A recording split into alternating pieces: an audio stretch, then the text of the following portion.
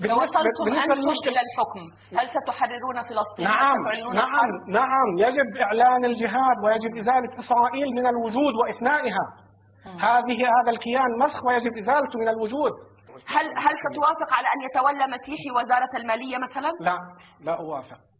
فيش وزارات أصلا في الإسلام، ما في وزارات. ماذا هنالك؟ في وزير تفويض وفي وزارة تنفيذ. وزير التفويض يعتبر من الحكم، والحكم خاص بالمسلمين فقط.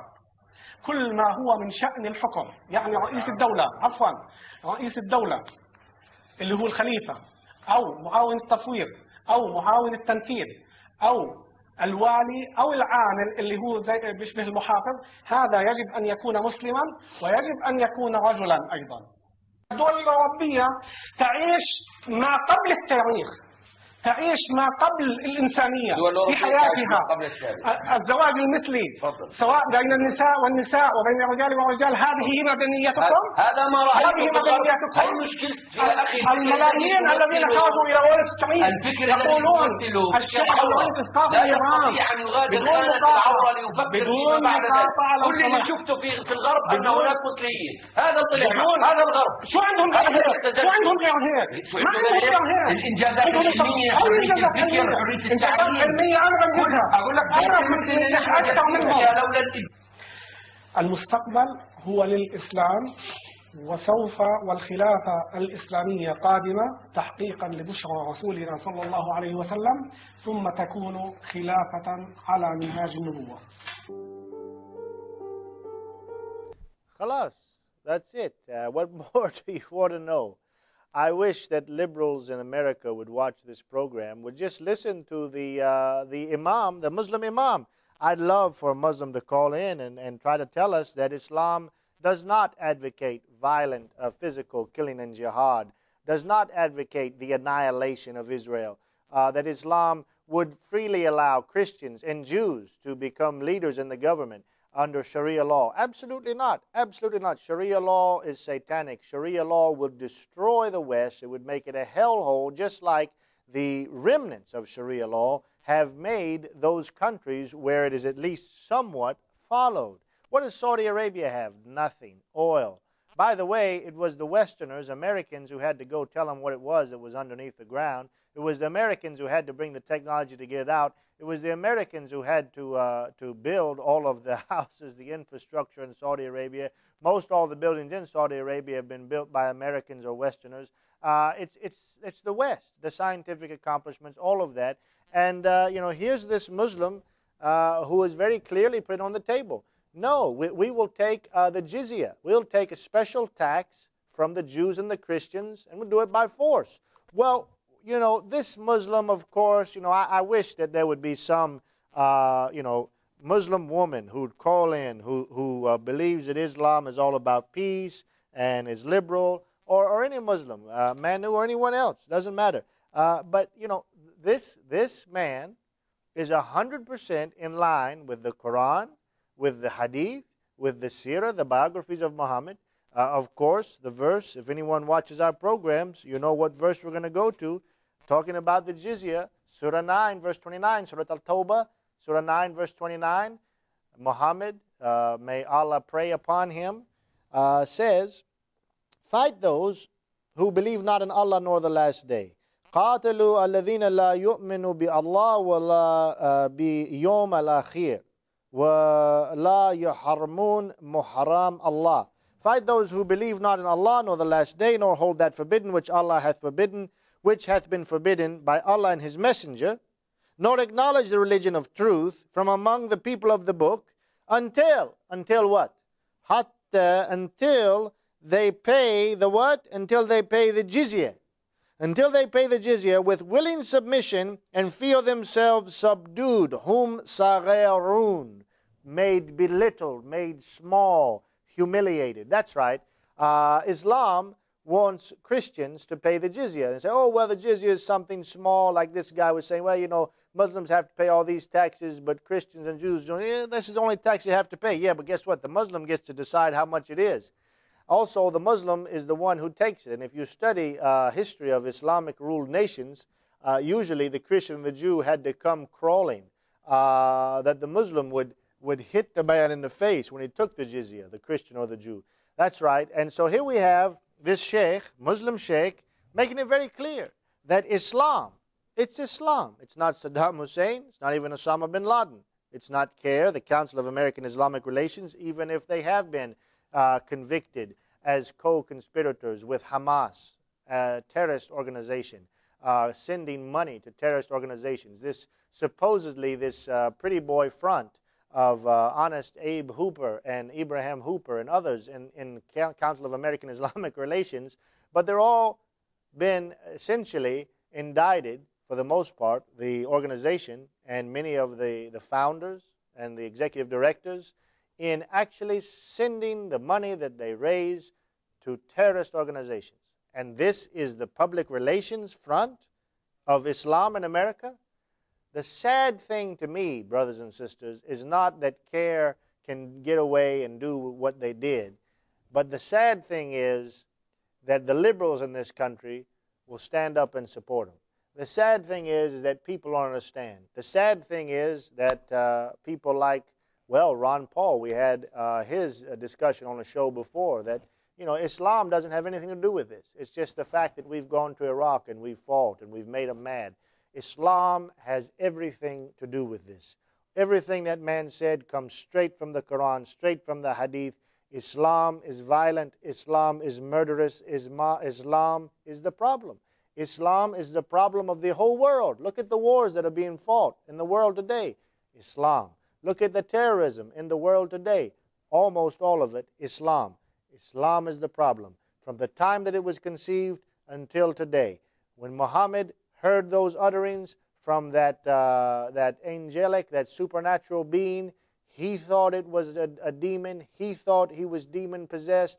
Muhammad became suicidal. He almost threw himself off of the mountains there, Mount Hira, and he should have followed his first impression. You know what they say about your first impression? It's usually right. Islam is the problem. So we see Islam indeed is violent in the United States of America, around the world, and like that sheikh, when you get a moment to see it, and you get a moment of honesty from Muslims, when they're not quite sure who's going to hear, or in some cases when they don't care, you'll hear the truth. Islam wants to kill the infidel or convert them, make them Muslim. Isn't that what the Quran says after all? Think about it with me just briefly. You remember Surah Al-Baqarah, Surah 929, Surah Al-Tawbah, fight who? Fight the Jew and the Christian. Fight Al-Ahl al-Kitab, Ayyutu al-Kitab, those who've been given the book. Until what?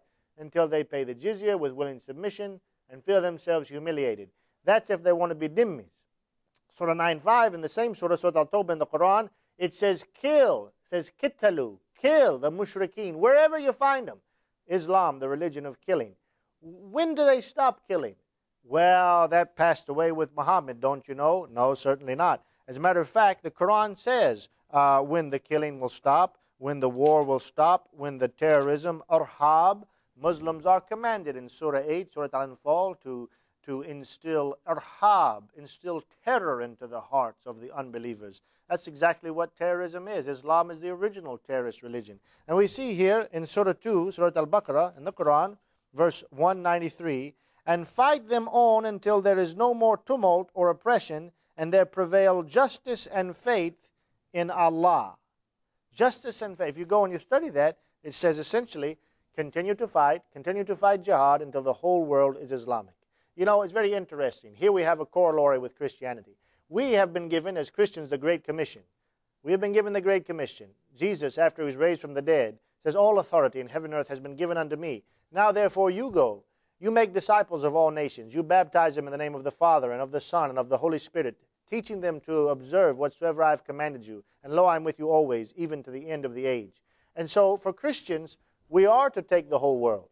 But we're to take it for Christ by preaching, by showing love. The very Muslim nations that want to kill us owe their very existence to the United States of America, to England, to Germany, to Christian missionaries 100 years ago, 200 years ago, 300 years ago, who risked their own lives to go to India, which now you have Pakistan, to Iraq, to Saudi Arabia and other places to bring modern medicine that the Muslims had absolutely no clue about, so that mothers in those countries wouldn't have one baby and the second one die. Anjum Chowdhury and others, all of these clerics out there and all of these hate preachers, probably half of them would be dead if it wasn't for American missionary efforts because of the love of Jesus Christ. Love your neighbor, love your enemy. Christ says, go to the whole world. And by bringing the medicine, the modern techniques and medicine and hospital equipment to these third world countries that were inhabited by Muslims, now you have a Muslim birth rate boom. So we have created, in a sense, the problem. There is one thing there that's correct, because the very people who we've given life to are the very people who've turned and hate us. The dog tries to bite the hand that feeds it. My goodness, where have we come? Honor killing. Violence in Islam is not just in terrorism, is not just on the battlefield, but violence in Islam, of course, starts in the home. We know, of course, that Muhammad beat Aisha on numerous occasions, or at least one or two occasions, as included in the hadith literature. But also we know that the Quran makes it clear that men are the maintainers of women, and if a woman does not behave her husband, that she is to be beaten after a few other options are taken. We take, for example, Surah 4.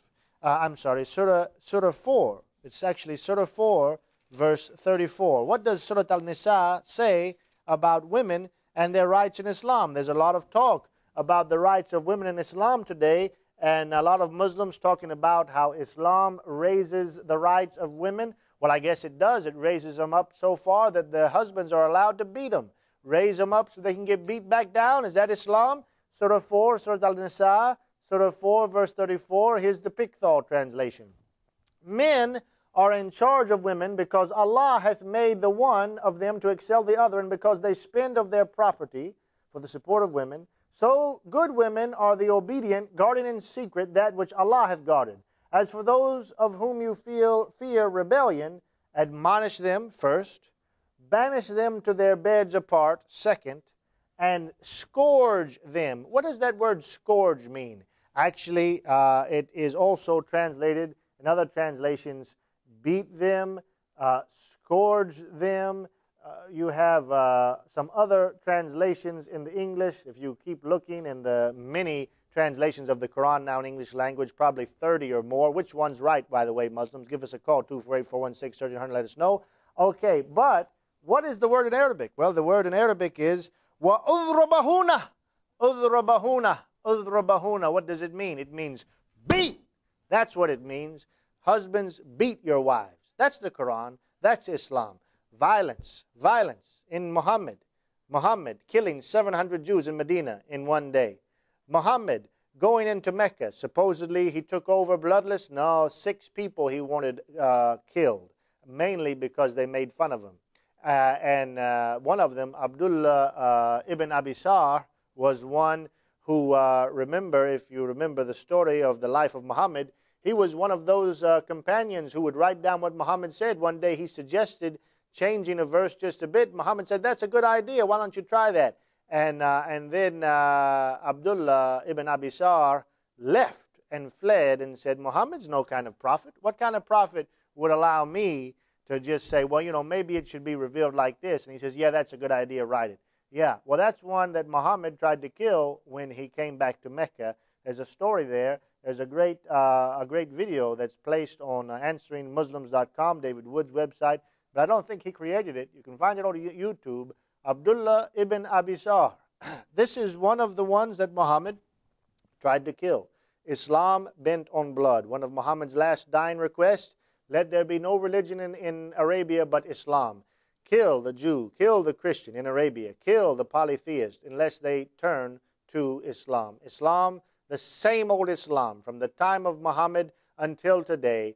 Bloodshed, murder, force, fear. When is America, when is the West going to wake up to the truth that the wars that we're fighting, continuing to fight, the problems that we see with litigation, with immigration, all throughout the West generally has one answer, and it's called Islam.